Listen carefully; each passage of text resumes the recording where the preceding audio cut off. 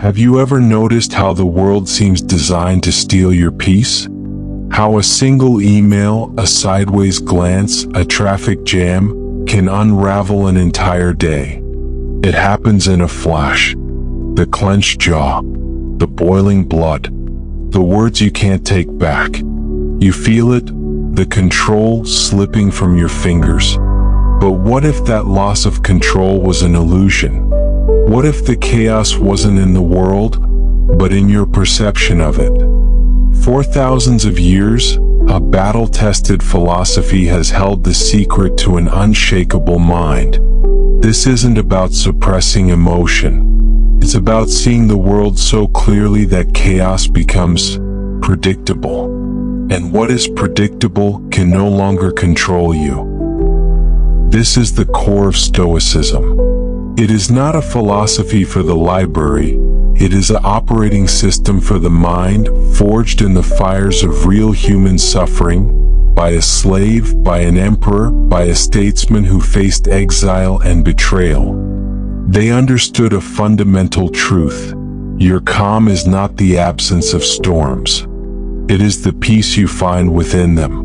The outside world will always be volatile, unpredictable, and often unfair. But your inner world, your hegemonic, your ruling faculty, can be a fortress.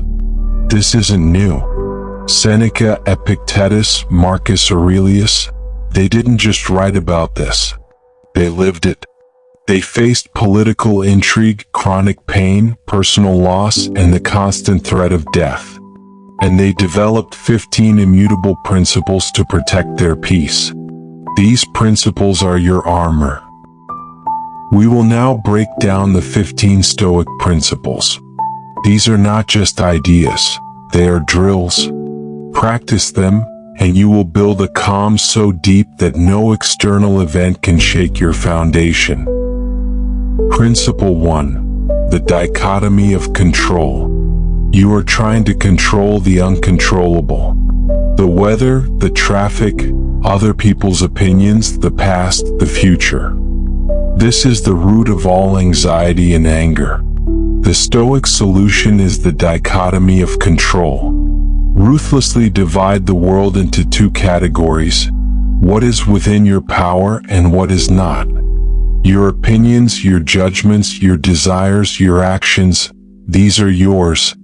Everything else is externals. To fight what you cannot control is to wage a war you have already lost.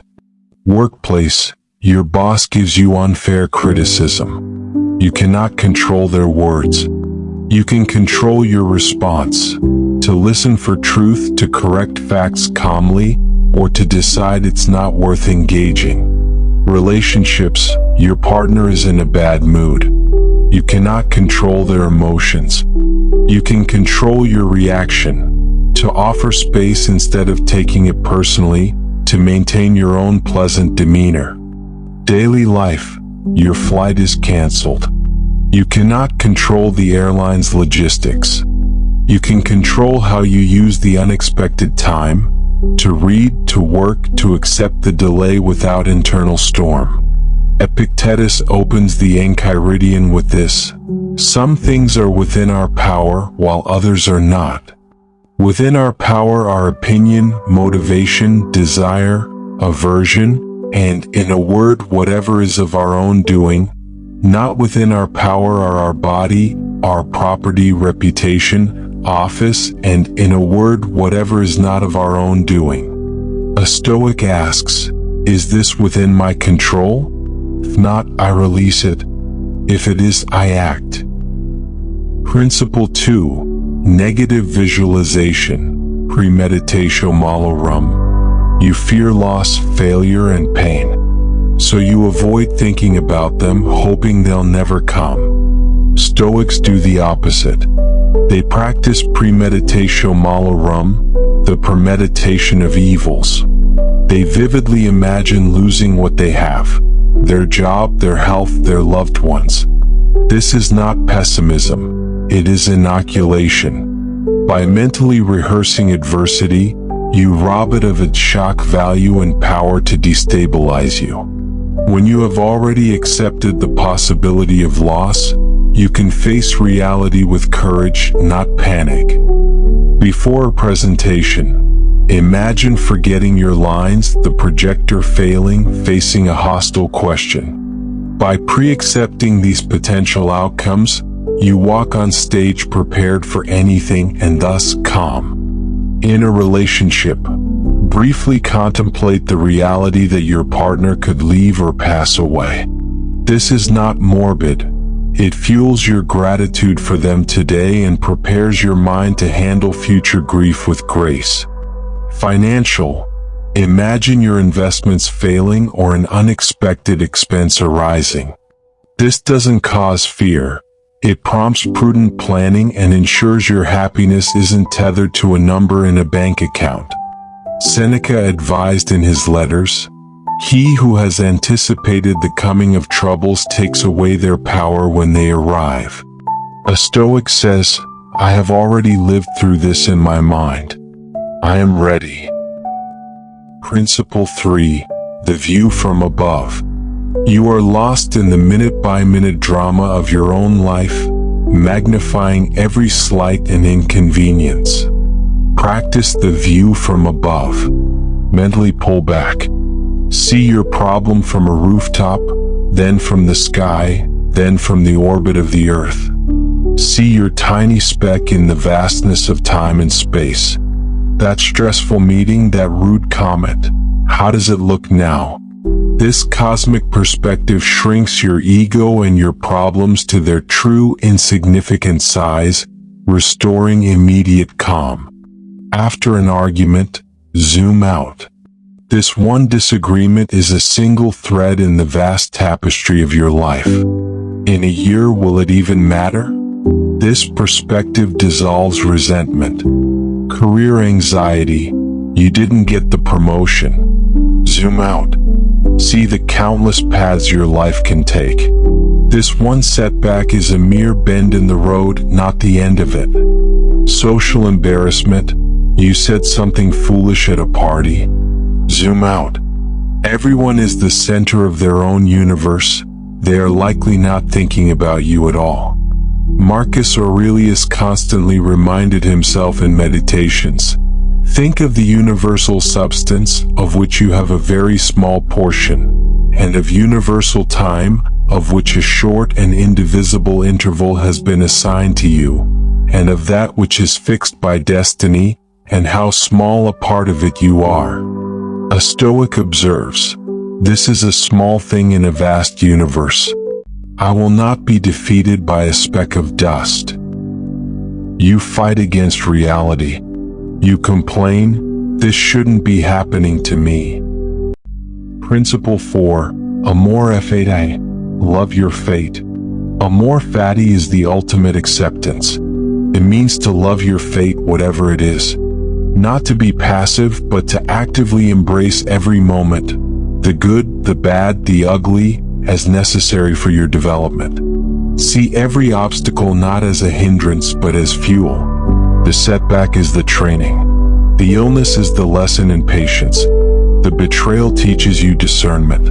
This mindset transforms you from a victim of life into a willing participant in your own destiny.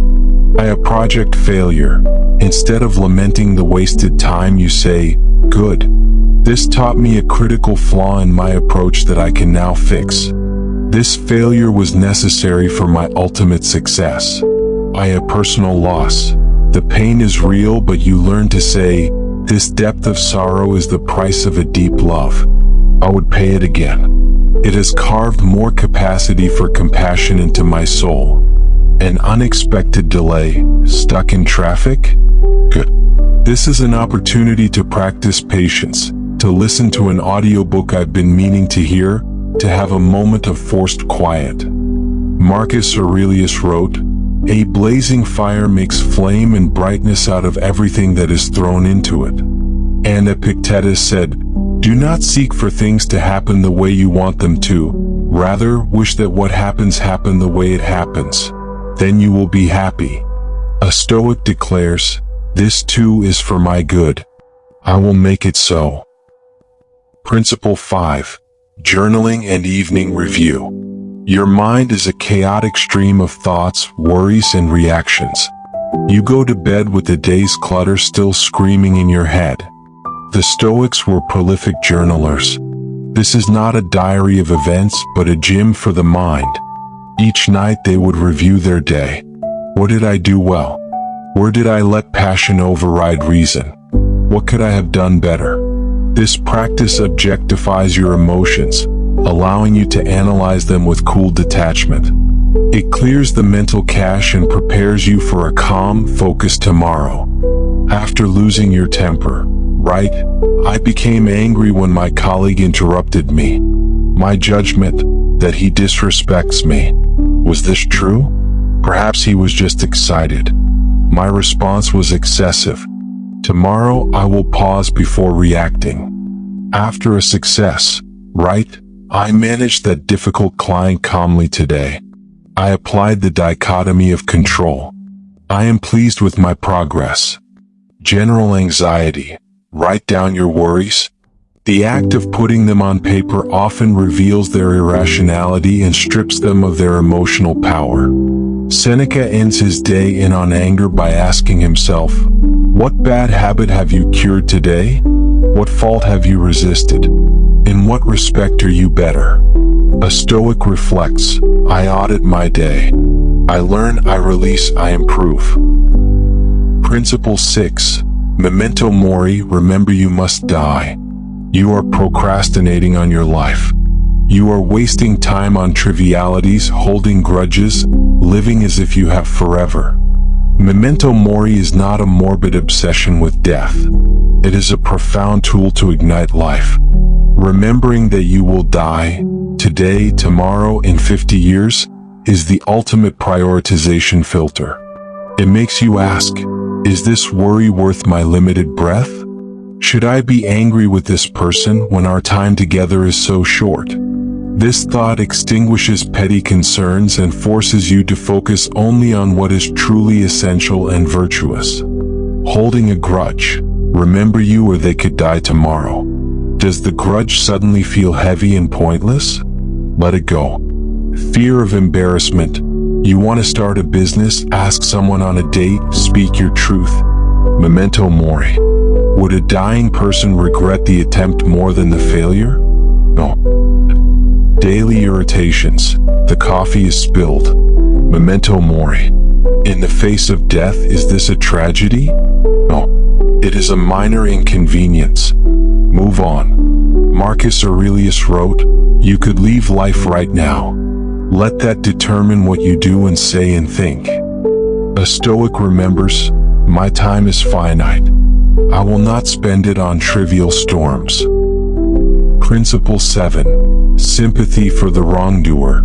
When someone wrongs you, your instinct is to see them as evil and retaliate. The Stoics saw a person who does wrong as ignorant, sick, or mistaken about what is truly good. As Epictetus said, he who does wrong to himself. When someone is rude, cruel, or manipulative, they are revealing their own poor character, their own inner turmoil. To be angry with them is to be angry with a person with a fever for being sick. Your response should be pity or understanding, not rage. This instantly diffuses your anger. A rude driver, instead of road rage, think, they must be having a terrible day. They are enslaved by their own anger. How unfortunate for them. A backstabbing colleague, think, their actions reveal their deep insecurity and fear. They believe tearing me down will build them up. They are mistaken and they have damaged their own integrity. A critical family member, think, they are projecting their own unhappiness onto me. I will not accept this gift of bitterness they are trying to give me. Marcus Aurelius. When someone seems to have injured you, but how can you be sure? Even if they did, they acted out of their own sense of what's right, which is misguided. So why be angry with their blindness? A Stoic understands, to be wronged is nothing, but to continue to carry the wrong with you is to be wounded twice. I release them. Principle 8. The discipline of assent. You believe every thought that pops into your head. An insult comes in and you immediately assent to the thought, "I have been disrespected," and anger follows. This is the discipline of assent, the practice of pausing between an impression and your judgment of it. An impression is just a piece of data. You have the power to say, "This is just an impression. I do not yet know if it is true. Is that person really insulting you, or are they just stressed? Is this event truly a catastrophe, or just an inconvenience?" By withholding immediate assent, you create a gap of freedom where your reason, not your emotion, can rule. A terse email, the impression, "My boss is angry with me." Withhold assent. The judgment, "This is one data point." The email is terse. "I will wait for more information before I decide what it means." Or a friend doesn't text back. The impression, "They are ignoring me, they're mad." Withhold assent. The judgment, "They are likely busy. Their actions are not a reflection of my worth." By a sudden noise, the impression, "Danger." Withhold assent.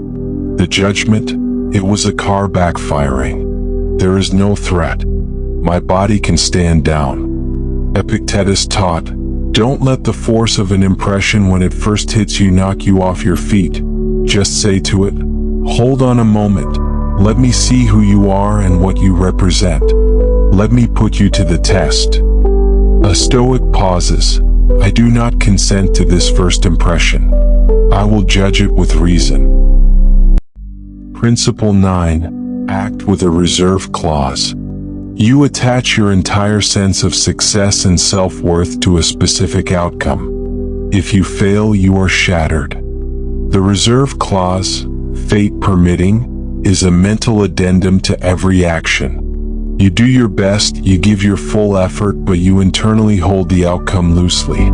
You strive to win the game, but you are at peace if you lose, knowing you gave your all.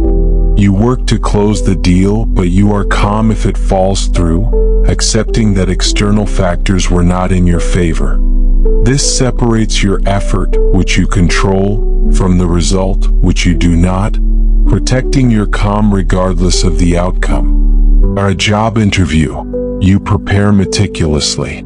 You go in and perform your best. The reserve clause, "I will get this job, fate permitting." If you don't, your calm is intact because your goal was to perform well, not necessarily to get the offer. Planning an outdoor event, you organize everything perfectly. The reserve clause, "The event will be a success, weather permitting." If it rains, you are disappointed but not distraught. You did your part. Asking for a raise, you build your case and present it professionally. The reserve clause, "I will get this raise, budget permitting." If the answer is no, your self-esteem isn't tied to it. Seneca wrote, "The wise man considers both intention and the outcome. He starts out without high hopes and without anxiety about the future." A Stoic acts, "I will do my best and I will accept the outcome whatever it may be." Principle 10. See the world as a gymnasium. You see challenges as punishments, obstacles as misfortunes. Shift your perspective. The world is not your enemy, it is your gym. Every difficulty is a piece of equipment designed to strengthen a specific virtue. The rude person is the weights for your patience. The stressful project is the treadmill for your endurance. The betrayal is the sparring partner for your forgiveness. When you see life this way, you stop complaining about the workout and start getting stronger from it. You welcome hardship as a training partner. A difficult person, instead of avoiding them, think, "This is my patience drill. How long can I maintain my composure? How can I respond with kindness?" A financial setback, think, "This is my resourcefulness and temperance drill. It will force me to be more creative and appreciate what I have." A physical ailment, think, "This is my courage and acceptance drill. It teaches me to endure discomfort with grace. Epictetus, who was born a slave, said, "Difficulties are things that show what men are." A Stoic welcomes, "Bring me another challenge. I am here to train." Principle 11. Practice voluntary discomfort. You are soft. You seek constant comfort, and the slightest hardship feels like a crisis. Stoics regularly practice voluntary discomfort. Take a cold shower. Skip a meal. Sleep on the floor. Wear simpler clothes. This does 3 things. 1. It makes you appreciate what you have. 2. It inoculates you against future misfortune. If you can handle voluntary discomfort, involuntary discomfort loses its sting. 3. It proves to yourself that you are tougher than your cravings. This builds a deep, foundational confidence that translates into unshakable calm in the face of life's inevitable hardships. The cold shower, it's a daily 2-minute practice in embracing something you don't want to do. It builds the "I can handle it" muscle. A walking instead of driving. For a short trip, choose the slightly less comfortable option. It reminds your body it is capable. A digital fasting. Regularly leave your phone at home or turn off notifications for a day. Practice being with your own thoughts without constant distraction. Seneca, a wealthy man, would practice poverty. Set aside a certain number of days, during which you shall be content with the scantiest and cheapest fare, with coarse and rough dress, saying to yourself the while, "Is this the condition that I feared?" A Stoic trains, "I seek discomfort to prove my comfort does not control me." Principle 12. Speak little and well. You fill silences with nervous chatter. You complain, gossip, and react with harsh words. Stoicism values concise, truthful, and necessary speech. Before you speak, ask, "Is it true? Is it kind? Is it necessary?" Most of what we say fails this test. Gossip is a poison that stains both speaker and listener. Complaining is a surrender of power. By mastering your tongue, you master your impulses. Silence is a source of strength. It allows you to observe and think. Your calm becomes palpable when you are not constantly leaking energy through useless words. In an argument, instead of retaliating with a torrent of words, stay silent. Let the other person exhaust themselves. Your silence is more powerful than their noise. In a meeting, don't speak just to be heard. When you do speak, make it count. This commands respect. When tempted to gossip, bite your tongue. Redirect the conversation. You protect your own character and peace. Epictetus, don't speak about others' lives whether they are good or bad. Direct your attention to yourself. And Zeno, we have 2 ears and 1 mouth, so we should listen more than we say. A Stoic speaks, "Only when my words are truer than my silence." Principle 13. Your duty is to act rightly.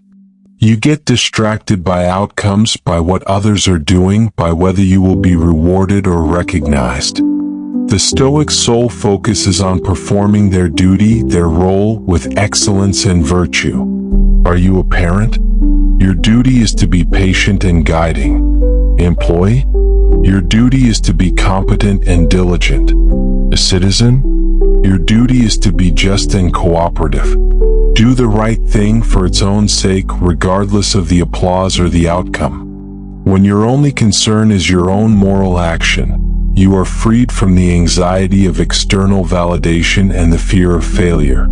Your calm comes from the integrity of your effort, not the lottery of the result.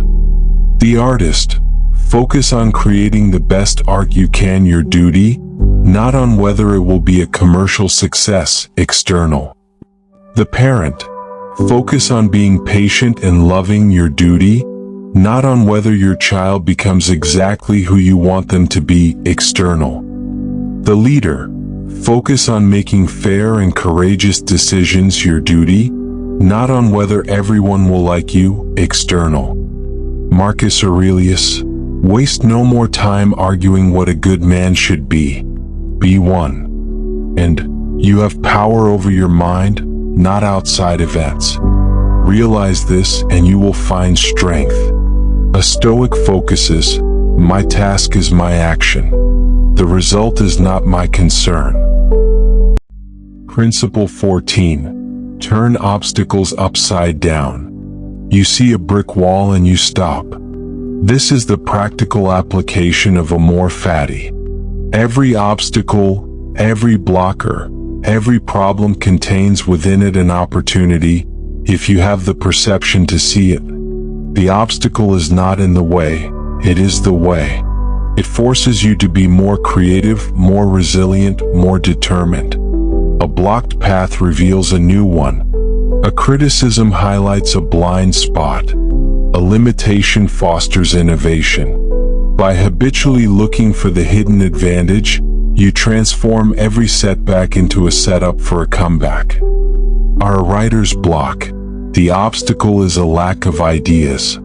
Turn it upside down.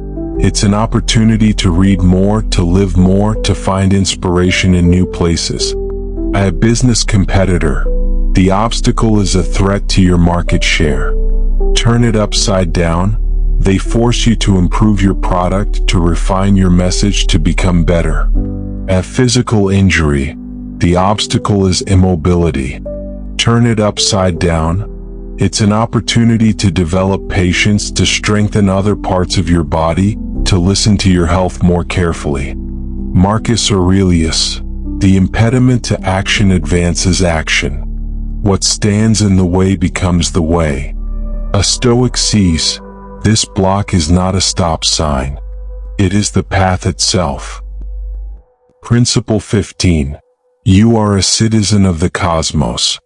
You feel alone, isolated in your struggles, fighting against a world that feels alien and hostile. Stoicism teaches cosmopolitanism, the idea that you are not just a citizen of your town or country, but a citizen of the entire cosmos. You are connected to every other human being by shared reason and a shared destiny. Your well-being is tied to the common good. This perspective fosters a profound sense of belonging and duty. Your personal problems shrink in the context of the human family. Your calm comes from knowing you are part of something vast, ordered, and beautiful, and that your role is to contribute to it with virtue. Dealing with a stranger. See them not as another, but as a brother or sister in humanity. This naturally breeds patience and kindness.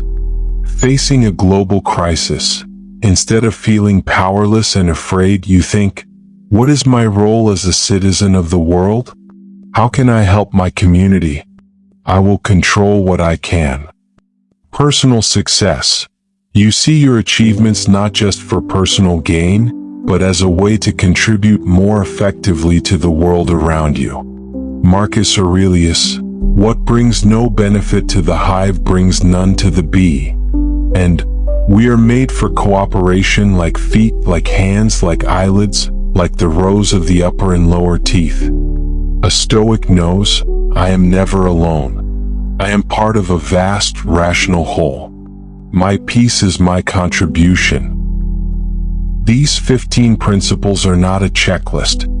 They are a single, interlocking system of mental fortitude.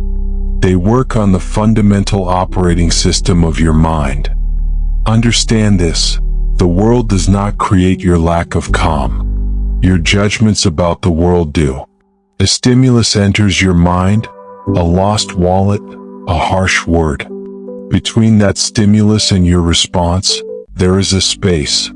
In that space lies your freedom and your power to choose your response. Most people have let that space collapse to zero. They are reactive machines. Stoicism is the practice of widening that space. Through the discipline of assent, you pause. Through the dichotomy of control, you analyze. Through amor fati, you accept.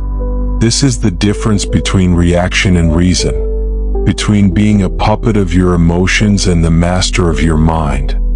Manipulators, stressful situations, and bad luck, they all rely on you being reactive.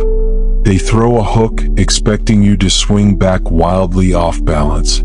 The Stoic, having practiced in the gym of the mind, simply sees the hook coming and chooses not to bite. This is your ultimate power. Not to control the world, but to control your world. You have now been let in on the secret. You have seen the levers and pulleys behind the curtain of a calm mind. This knowledge makes you dangerous to the chaos of the modern world. You are no longer a slave to the first impression. You are no longer a victim of circumstance. You have become a fortress, and the storms that break others merely wash against your walls. Your calm is no longer luck, it is a discipline. Your peace is no longer fragile, it is a choice you make 100 times a day. The man who cannot be provoked cannot be controlled. In a world of screaming reactions, your reasoned silence is a superpower. You have not just learned about Stoicism. You have begun to embody it. Your takeaway is this: you now possess 15 tools. Do not just know them. Use them. Carve them into your daily life until they become instinct. Your mind is your kingdom. Guard it with these principles. If you are ready to go deeper, to forge an unbreakable mind, then subscribe. This channel is your daily drill sergeant for the soul. And in the comments below, I need you to do one thing. Tell me which principle you will practice first. Let's build a community of the unshakable. Leave your principle. Become unbreakable.